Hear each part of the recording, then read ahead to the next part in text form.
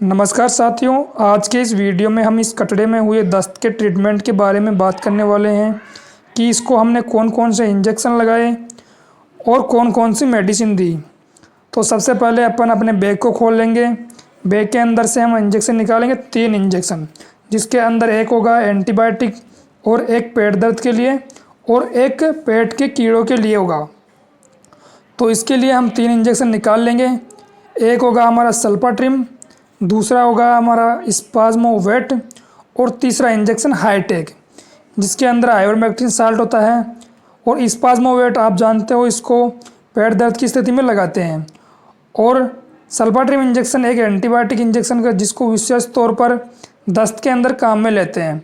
सल्फाट्रिम injection की हम 2.5 से 3 ml डोज लेंगे और इसको बछड़ों को इंट्रामस्कुलर लगाएंगे, क्योंकि इसे इंट्रामस्कुलर हम इसलिए लगा रहे हैं क्योंकि हम अभी कोई ड्रिप यूज़ में नहीं ले रहे हैं। नहीं तो यदि हम कोई ड्रिप यूज़ में लेते हैं तो ड्रिप के अंदर इसको डालकर IV लगाते हैं, क्योंकि ये काफ़ी तेज़ दर्द करता है, इसलिए बछड़े को काफ़ी ज़्यादा असुविधा होती है। दूसरा इंजेक्शन हम लेने वाले हैं हाईटेक। आइवरमेक्टिन साल्ट का हाईटेक इंजेक्शन एक काफ़ी अच्छा वर्म्स के लिए इंजेक्शन होता है, जिससे कि एक्टो और एंडो दोनों प्रकार के पैरासाइट से निजात मिल जाता है।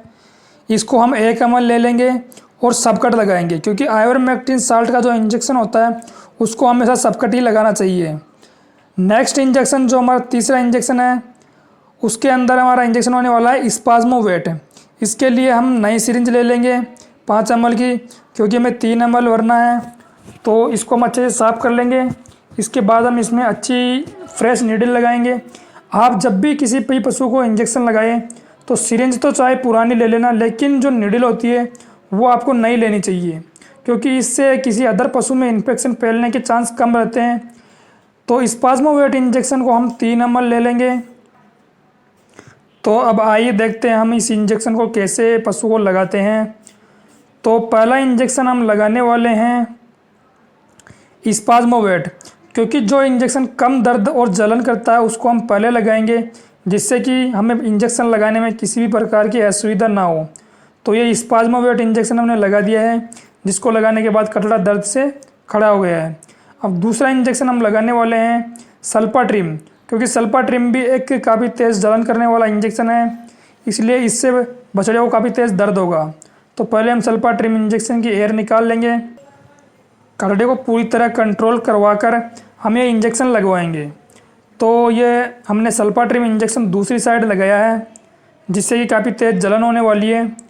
लगाते ही पशु उछलने लगा है। ये देखो, बछड़े के काफ़ी तेज़ जलन हुई है, तो बछड़ा उछलने लगा है।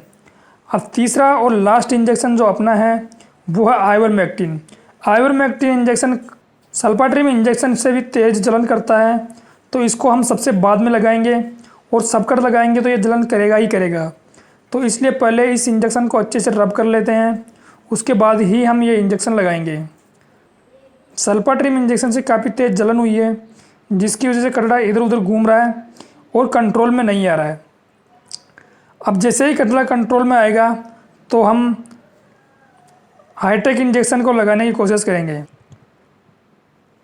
अब कटड़े में दर्द कम हो गया है, तो हम आइवरमेक्टिन इंजेक्शन को इसके सबकट लगाएंगे, जिस प्रकार से इसकी चमड़ी को हम ऊपर उठाएंगे और उसके बाद इस इंजेक्शन को हम लगाने की कोशिश करेंगे। तो पहली बार हम जब इंजेक्शन लगाते हैं तो कटड़ा उछल जाता है और इंजेक्शन वापस निकल जाता है।